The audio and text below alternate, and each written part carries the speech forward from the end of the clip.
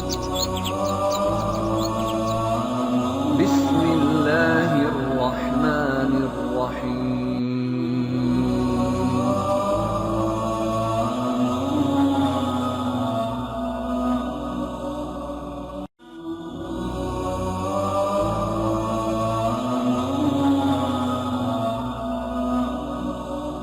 یونس علیہ السلام ایک عظیم اور کریم نبی تھے۔ آپ کے والد کا نام متا تھا اور آپ سیدنا ابراہیم علیہ السلام کی نسل سے تھے۔ آپ کا ایک نام ذُنُّون بھی ہے، یعنی مچھلی والے۔ ان-نون کا مطلب ہے مچھلی۔ اسی طرح آپ کو صاحب الحوت بھی کہا جاتا ہے۔ اللہ تعالیٰ نے آپ کو ان سب ناموں سے پکارا ہے۔ آپ کو ایک عظیم بستی کی طرف مبعوث کیا گیا۔ اس بستی کا نام نینوا تھا۔ یہ عراق کے شمال میں واقع تھی۔ اللہ تبارک و تعالی نے یونس علیہ السلام کو نینوا کی طرف رسول بنا کر بھیجا۔ سورۃ الصافات آیت 139 میں ہے، اور بے شک یونس رسولوں میں سے تھے۔ آگے اللہ آیت 147 میں فرماتے ہیں، اور ہم نے اسے 1,00,000 بلکہ اور زیادہ آدمیوں کی طرف بھیجا۔ یعنی ان کی تعداد 1,00,000 سے زیادہ تھی۔ رہا یہ سوال کہ لاکھ سے کتنے زیادہ تھے، اکثر علماء کرام نے وضاحت کی ہے کہ وہ 1,00,000 سے قریباً 20,000 زیادہ تھے۔ اس طرح بستی والوں کی تعداد 1,20,000 تھی، اور یہ سب کے سب کفر پر تھے۔ یونس علیہ السلام انہیں سال ہر سال دعوت دیتے رہے، لیکن وہ اپنے کفر ہی پر ڈٹے رہے۔ پھر انہوں نے سیدنا یونس علیہ السلام پر ظلم و جبر شروع کر دیا، انہیں دھمکیاں دی، مصائب و آلام سے دوچار کیا۔ آخر آپ نے اپنی قوم کو اللہ کے عذاب سے آگاہ کرتے ہوئے اعلان فرما دیا کہ فلاں دن تم پر عذاب آ جائے گا۔ پھر خود غصے کی حالت میں اس بستی سے نکل گئے، جبکہ اللہ تعالیٰ نے انہیں متعین دن کی مہلت دینے کی اجازت تو دی تھی، لیکن اس بستی سے نکل جانے کا حکم نہیں دیا تھا۔ جب آپ نے انہیں یہ مہلت سنائی تو خود غصے کی حالت میں بستی سے نکل گئے۔ سورہ انبیاء آیت 87 میں اللہ تعالیٰ فرماتے ہیں، مچھلی والے کو یاد کرو جبکہ وہ غصے سے چل دیا اور خیال کیا کہ ہم اسے نہ پکڑ سکیں گے۔ اللہ تعالیٰ سورۃ الانبیاء آیت 87 میں فرماتے ہیں، اس نے خیال کیا کہ ہم اسے پکڑ نہیں سکیں گے۔ مطلب یہ کہ ہم انہیں کوئی سزا نہیں کریں گے اور ان پر کسی طرح کی تنگی نہیں کریں گے، اور وہ سمندر کی طرف چل دیے۔ یونس علیہ السلام کو کچھ معلوم نہیں تھا کہ ان کی قوم کے ساتھ کیا ہوا۔ آپ تو غصے کی حالت میں بستی سے نکل کر سمندر کی طرف چلے آئے تھے۔ آپ ایک کشتی کی طرف آئے، اس میں سواریاں اور ساز و سامان لدا ہوا تھا۔ اللہ تعالیٰ سورۃ الصافات آیت 140 میں فرماتے ہیں، جب وہ بھاگ کر بھری کشتی پر پہنچے، کشتی روانہ ہوئی، موجیں اٹھیں، سمندر میں طغیانی آئی، یوں لگتا تھا کہ بس ابھی غرق ہوئے۔ کہنے لگے، بوجھ ہلکا کرو، اپنا ساز و سامان سمندر میں پھینک دو۔ چنانچہ انہوں نے اپنا ساز و سامان سمندر میں پھینک دیا۔ اس طرح کشتی کچھ ہلکی ہو گئی، لیکن ضرورت کے مطابق ہلکی نہ ہو سکی۔ اب وہ کہنے لگے، کسی کو سمندر میں گرانا ضروری ہے تاکہ کشتی مزید ہلکی ہو جائے، ورنہ یہ ڈوب جائے گی۔ جلدی کرو، قرع ڈالو۔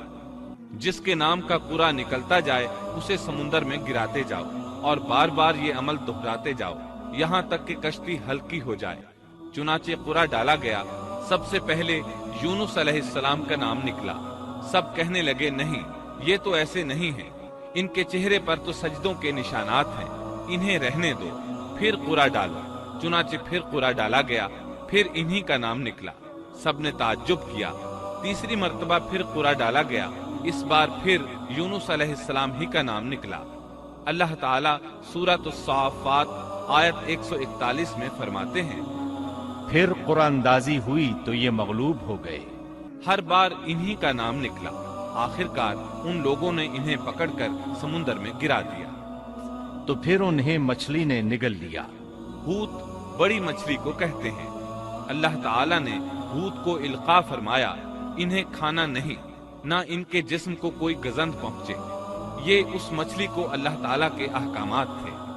اللہ تعالیٰ سورۃ الصافات آیت 142 میں فرماتے ہیں، تو پھر انہیں مچھلی نے نگل لیا اور وہ خود اپنے آپ کو ملامت کرنے لگے۔ یعنی وہ سمجھ گئے کہ بار بار جو ان کا نام قرآن اندازی میں نکلتا رہا ہے تو وہی مقصود ہیں، چنانچہ خود کو ملامت کرنے لگے، اور یہ ملامت توبہ کی ابتدا ہے کہ انسان خود کو ملامت کرتا ہے۔ اب یونس علیہ السلام مچھلی کے پیٹ میں تھے۔ اللہ کی قدرت، آپ مچھلی کے پیٹ میں 3 دن تک رہے، بعض روایات میں 7 دن اور زیادہ سے زیادہ مدت 40 روز آئی ہے۔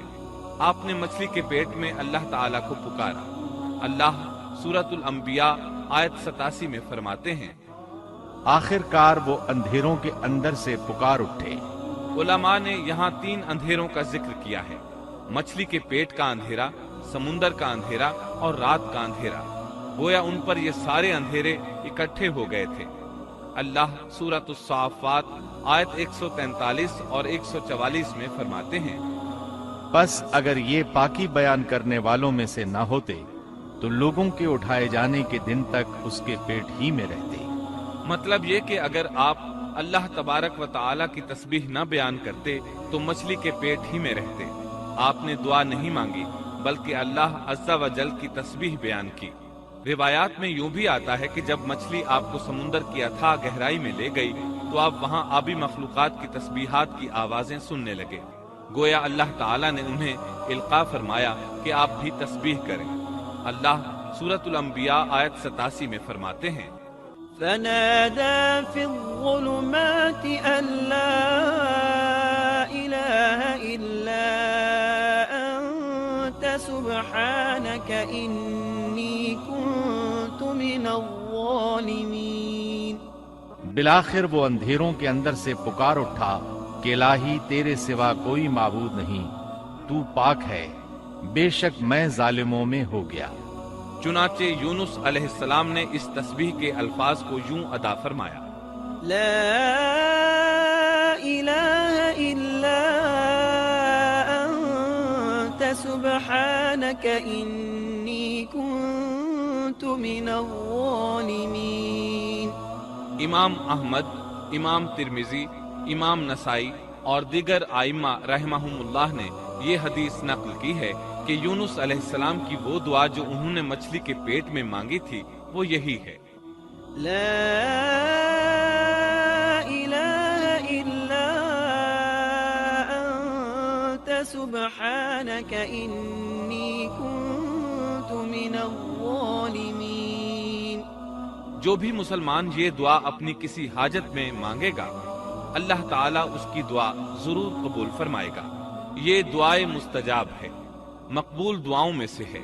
اسی دعا کے بعد اللہ تعالیٰ نے یونس علیہ السلام کو اس پریشانی سے نجات عطا فرمائی۔ اللہ سورۃ الانبیاء آیت 88 میں فرماتے ہیں، تو ہم نے اس کی پکار سن لی اور اسے غم سے نجات دے دی، اور ہم ایمان والوں کو اسی طرح بچا لیا کرتے ہیں۔